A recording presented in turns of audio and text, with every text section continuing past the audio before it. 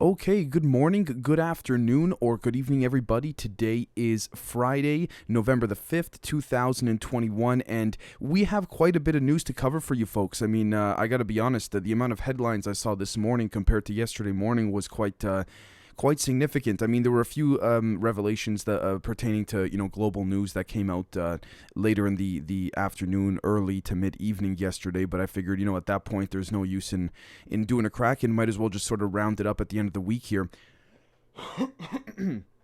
Excuse me. So let's jump right into it. I just want to be completely honest with you folks. After the first point here that I'm going to say, there will be probably the next minute or so of covering COVID-related news, and the reason I feel to cover it is because we got to keep our finger on the pulse, as sick as we are of hearing about it. So for those that are not interested in hearing about COVID stuff, I'd probably say maybe skip to, I don't know. 2 minutes past this point, I would say, just for the sake of those that don't want to hear. So anyways, first off, the leadership of the nuclear-powered submarine USS Connecticut that hit an unknown object later identified as Seamount in the South China Sea last month will be relieved of command, according to U.S. officials, according to Reuters. Here's the thing. We can speculate as much as we like, but again, maybe that's the official thing or the official reason or explanation of the object, quote-unquote object. I say that with air quotes, that they hit. It could be possible the captain experienced something relative to some type of, again, non-earthly experience or non-human experience relative to what we know, generally speaking. Therefore, there's a cover story that he has to be dismissed and, things like that. Now, with that being said, it's very possible that this was blatant incompetence, but again, I doubt that. I really do. In often cases, this is what we see with respects to cover-ups. The NDAs are signed, multiple NDAs are signed very quietly. These people are, publicly, there's an official reason, but they get paid off with a nice amount of money. They go into, retirement or something of this type because of the event that occurred, and they're, just told they're going to live the rest of their lives out in peace. Them and their families will be taken care of. They get an early pension, things like this. I'm not trying to, excuse me, I'm not trying to conclude or imply that is the case in this particular instance, but again, because of how often the media and the government lie to us, world governments lie to us, we have to speculate that such, again, scenarios may in fact be a reality in some cases, right? Now, on to by the way, before I get onto the COVID crap, happy Diwali to all of my fellow Indian friends. I hope you guys are having a great time over there. Apparently, there was a story that I decided not to cover pertaining to the Diwali fireworks polluting the air more in India, making people sick. Again, the reason why I didn't want to cover it is because they know what they're doing. When I say the mainstream media, they're pushing this climate change narrative. How come this was never a concern last year or the year before? And if it was, how come it wasn't brought to the front page of the BBC or the New York Times like it is now? You see what I'm saying? So that's the reason why I take issues with that. Again, consistency. They haven't been covering things the way they have pertaining to the climate. Again, relative to, say, for example, the last 3 to 4 months, how there's been a massive ramp up in the climate change narrative. So again, the second I see there being some type of narrative pushed in that regard, the only time I will cover it is if it is to show you folks the narrative being pushed, in my opinion. But the next thing is that OSHA will consider expanding the vaccine mandate to smaller businesses with fewer than 100 employees during a 30-day comment period, according to the U.S. Labor Department. Again, not going to spend time extrapolating on this or speculating on it. We'll leave that there. The UK drug regulator has authorized Merck's coronavirus treatment, the first pill shown to be effective at treating COVID-19. Okay, again, free market, capital market, but, there's a lot that could be said about this. The next thing is that Biden's COVID-19 vaccine mandate begins January 4th with hefty fines for non-compliance. Large employers with 100 or more workers must mandate vaccinations and or weekly testing and masks for those who refuse the vaccine. Again, OSHA plans to send out agents to check that workplaces are in compliance with the rule. For willful violations, a company can be fined up to $136,532. The standard penalty is $13,653 for a single violation. Yeah, there's also it's a 490-page report. I don't know where they come up with such specific numbers when they say, with these fines and all that. I don't know why it's even, again, it's already so high at this point. What's with the odd numbers? But anyways, look, Australia. That's all I'm going to say to that. The next thing is that the Bank of England has decided to hold interest rates at 0.1% despite rising inflation concerns.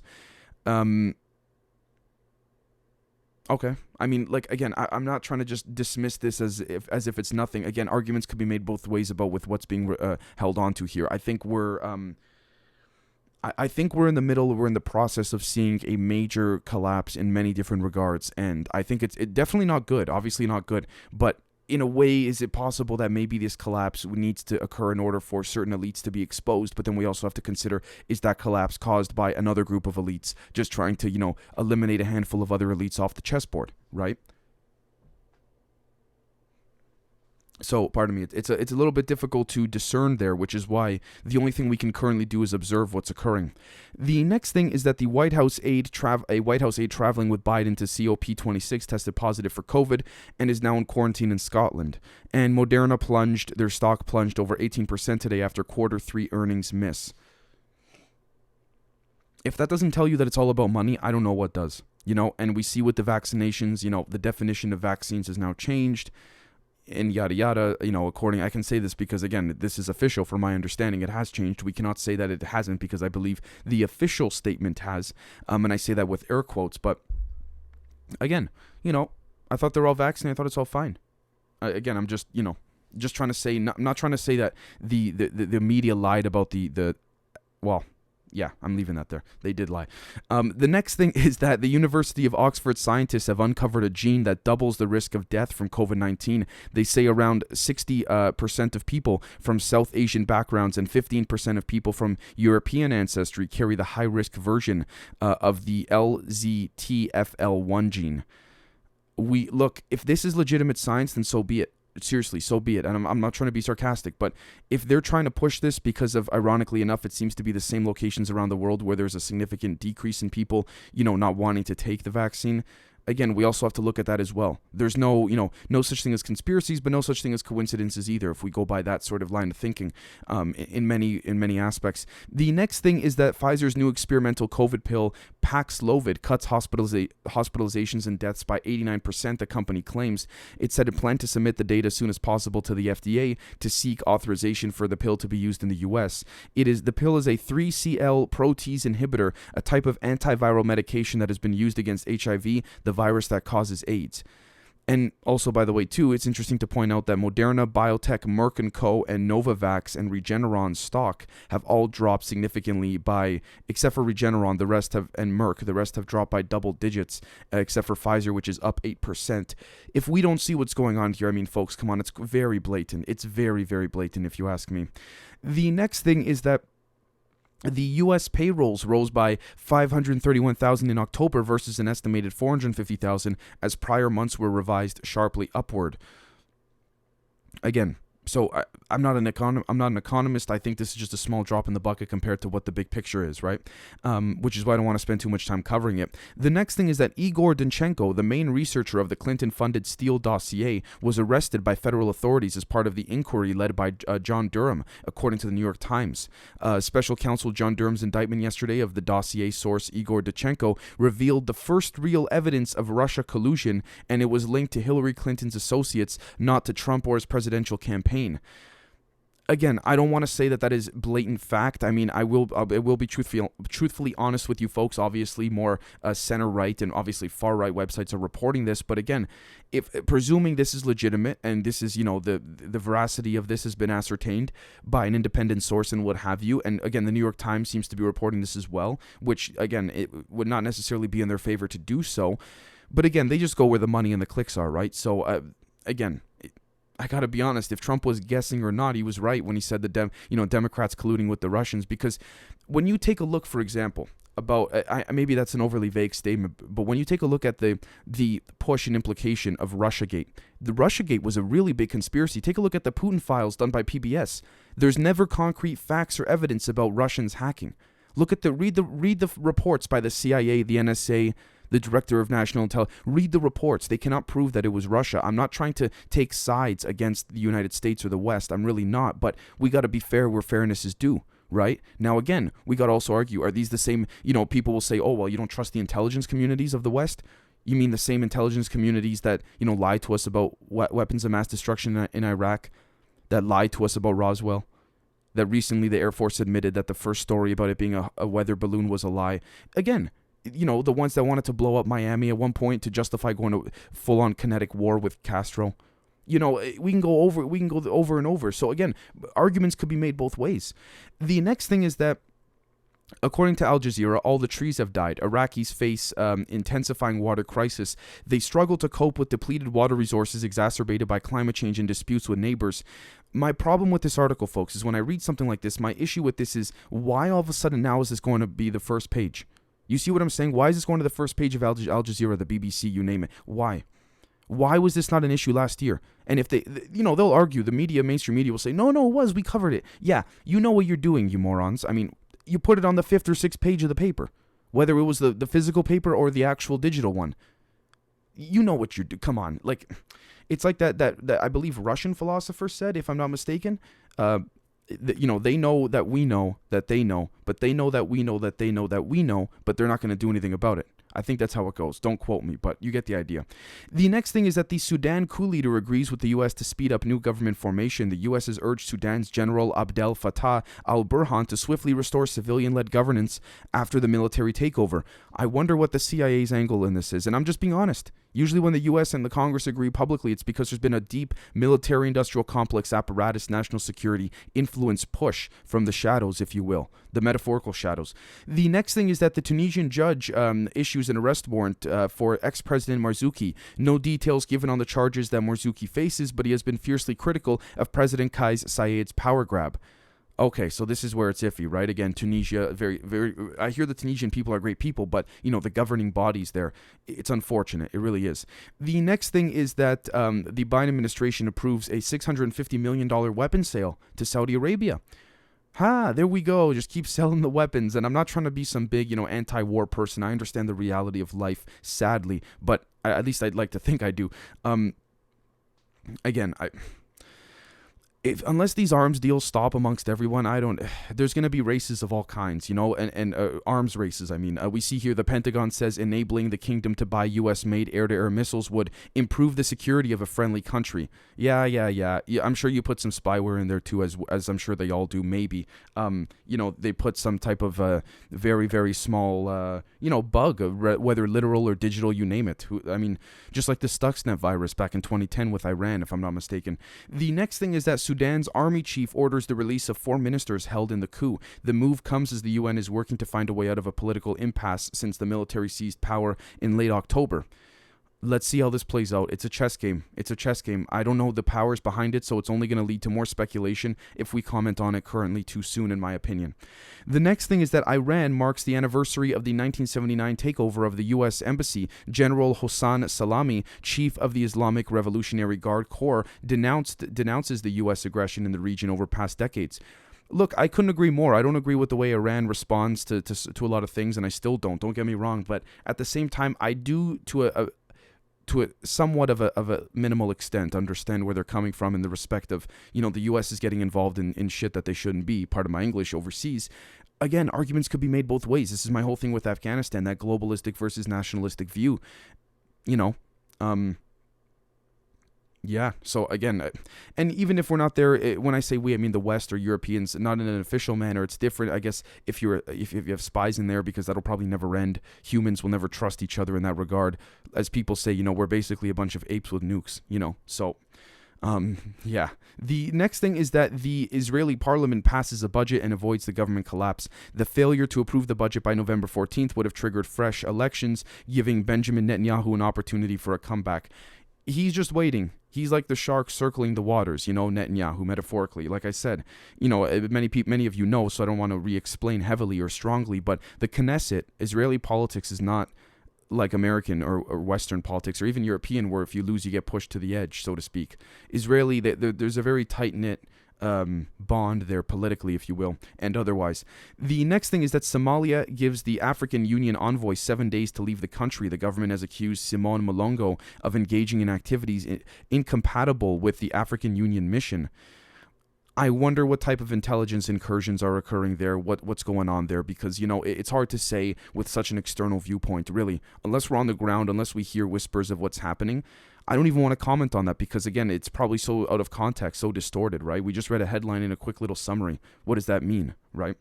The next thing is that Niger declares 2 days of mourning after nearly 70 killed. The government says that 69 people were killed in latest violent incident in Niger's tri-border zone with Burkina Faso and Mali.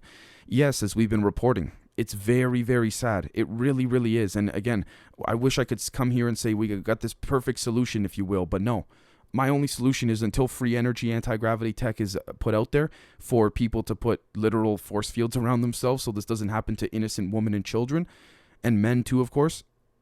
I don't know what there is to say. Seriously. I don't know what other... even that would not be a permanent solution, if you will, because, whatever.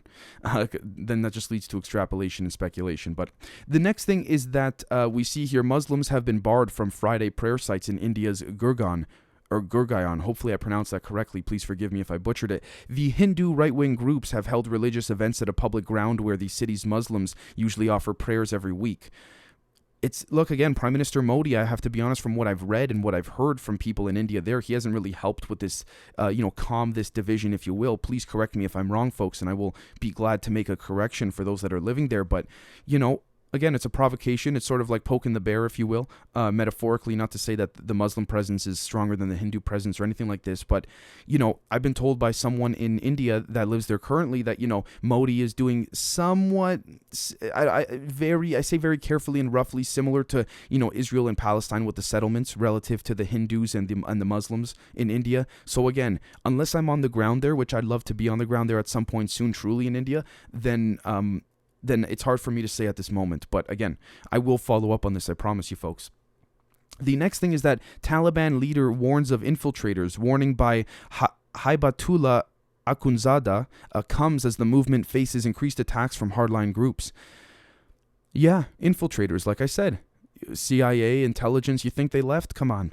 The next thing is that the Pakistan Prime Minister unveils the country's biggest ever welfare program. Pakistan's Prime Minister Imran Khan unveiled a $709 million package of subsidies for low-income households struggling with food price inflation. Look, I don't mean to go full-on socialist or communist here, but I really do believe not the higher-end class people around the world relative to their financial status in society. I think the lower class people need a boost. I'm not trying to be a socialist or communist. I think, look, we've been through too much shit relative to COVID, so many other things in the past 2 to 3 years, even before that. I think a nice cash injection to everyone around the world would be great. But again, that's in a hypothetical world where everyone's singing Kumbaya by the fire and there's no devious, depraved, nefarious individuals trying to push, shitty agendas, right? The next thing is that Peru confirms their new moderate left cabinet. Political infighting within Pedro Castillo's ruling Marxist party did not prevent Congress from approving a new moderate cabinet. Good. Again, if this is assuming it's legitimate, it's what the people want, so be it.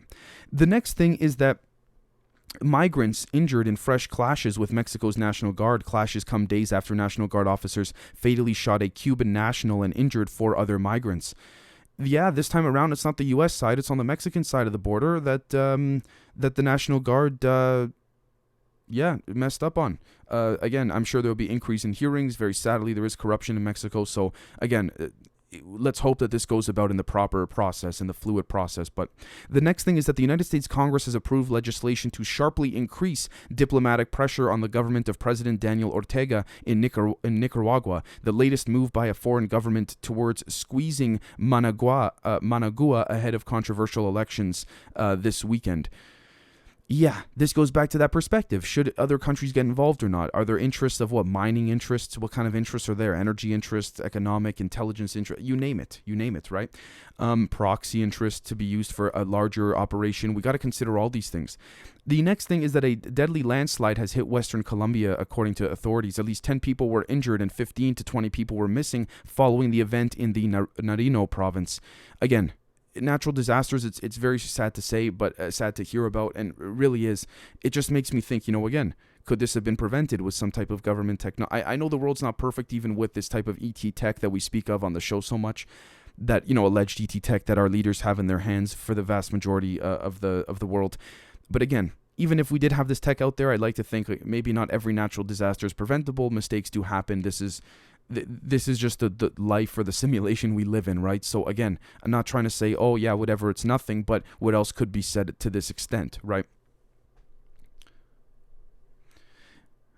The next thing, if we take a look here, is that The Dutch court has scraps record $50 billion payout over bankrupt oil giant. The Supreme Court canceled the arbitration award that Russia was ordered to pay former shareholder of now defunct oil producer Yukos. Yukos collapsed in 2006 after oil tycoon Mikhail Khodorkovsky fell out with Russian President Vladimir Putin, and the government began demanding billions of dollars in alleged back taxes that ultimately resulted in it being seized by the state. Again, I don't need to spell out for you folks word for word what seemed to have happened there, but again, we see what's going on in that regard, and again, Supreme Court canceled the arbitration award Russia was ordered to pay former shareholders. Yeah, so, could there have been some type of intelligence blackmail operation so that Russia didn't have to pay this? Could they have gone into the Dutch courts, the judges, maybe a little bit above that, so the judges were told to rule in their favor? We got to consider all these things. The next thing is that the Portuguese president has called a snap general election for January 30th. Marcelo Rebelo de Sousa's move follows the minority government's defeat in a key vote on the country's budget. Yeah, I mean, look, if he's in his right to do so as dictated by the way the law works there, then so be it. Presuming there's no corruption, let's see what happens. We'll follow up on it, seriously. The next thing is that the Bosnia-Herzegovina faces a political crisis as tensions rise. The peace deal that ended the war in Bosnia 25 years ago is in danger of unraveling. Folks, I don't need to spell it out for you folks. Again, there's tension all over the world pertaining to almost everything that we know of. Well, what else is there to say? That it applies to, whether at an individual level, government level, the human tensions are rising. Not to get overly esoteric here, but the energies are lifting, not in a good way in many cases. In other cases, they are. So, in my opinion, at least from what I see. The next thing is that findings of inquest into Iranian refugees' deaths spurs calls for an end to Australia's inhumane offshore detention policy, according to Al Jazeera. Australia's urge to end their refugee detentions. Yeah, I would urge them to also end that COVID stuff too. So I'm going to leave that there because, again, don't get me started on going on a whole thing here. So as it pertains to what's going on in Australia in multiple aspects and elements. The next thing is that 2 death row inmates in Japan are taking legal action against same-day executions. I mean, forget the country, whatever. You're an inmate. You're announced. You wake up in the morning. Yeah, you're going to be killed this afternoon. What? You don't have time to ponder this, to appeal this decision? So, prisoners on death row are only notified hours before they are to be executed. Capital punishment is conducted by hanging. Their lawyer has argued that such short notice was extremely inhumane, local media said. Rights groups have long criticized the practice, saying it affects the mental health of prisoners. I truly cannot agree more. I really do. Again, look, I'll be honest with you. I think it's also, I'm not trying to be a very hateful person, but I think there is a difference between, telling a convicted pedophile or molester, child rapist, if you will, that they're going to be hung that day compared to someone who, accidentally murdered someone, accidentally, again, given the situation, but you folks see what the examples I'm trying to give here. I think it should be determined more on context by context basis. If you've... you think of someone like Epstein, who ruined the lives of so many, innocent women in a lot of regards. You got to think at that point, what would you do? Like, would you want a guy like that to even have the right to take some days to decide, to ponder or appeal his hanging? In a hypothetical world, it's up for debate. The argument can go both ways, truly. The next thing is that warnings are stark and coming from inside and outside of North Korea pertaining to starvation. Defectors based in South Korea have told us that their families in the North Korea are going hungry. There are concerns. There's a concern as winter approaches that the most vulnerable will starve. Fresh concerns have been. We know this with regards to starvation, things like that. It's hard to say what goes on there unless we're on the ground. I mean, I believe that Western European and other global intelligence apparatuses also have a difficult enough time figuring out what's going on there. I do believe that they know what's happening in North Korea much more than they tell the public, obviously. But This doesn't surprise me. It's sad that we can't do anything about it immediately, but it doesn't surprise me. The next thing is that fresh concerns have been raised about China's property sector as Kaisa Group has become the latest developer to miss a payment to investors. Kaisa said it was facing unprecedented pressure on its finances due to a challenging property market. It comes as rival developer Evergrande Group is still reeling under the weight of more than 300 billion American or 222 billion euros of debt. Again, makes you think, as our great friend of the show, and Camden says, it looks like they need a war, China, in a lot of regards, the CCP more so. Again, I don't mean this to be a reflection of all the Chinese people, or maybe any of the Chinese people for that matter, but first Evergrande, now Kaisa. Let's see what keeps crumbling. Let's see what causes it. Let's see what will disseminate from that, what after effects will ripple in other areas of the world, other areas of life, of business, of industry, of economics, of military, sadly. Yeah, that's the most I could say at this point. We're going to have to follow up very shortly in the coming days. Let's see if there's any updates, as I'm sure there will be. The next thing is that Eric Adams, the final thing, the mayor-elect for New York City has said he would like his first 3 paychecks in Bitcoin. The former police captain was elected this week to take over at the end of Mayor Bill de Blasio's term in January. Mr. Adams said on social media that he wanted to signal his intention to make New York the center of the cryptocurrency industry. Those that are members on our Patreon will know very strongly that this is... we'll pick up that this doesn't seem to be a coincidence relative to other things that we can't speak on publicly here, so I couldn't even say it in the news segment, even if I wanted to. But with that being said, folks, I hope that was a fair enough roundup of news for the past week. We may do another Kraken on Sunday if enough news comes out later today as well as tomorrow. But other than that, we got more members content coming, members only episodes, long form conversations. Of course, the public's got a lot coming too this weekend, and we'll catch all of you very, very soon. Cheers.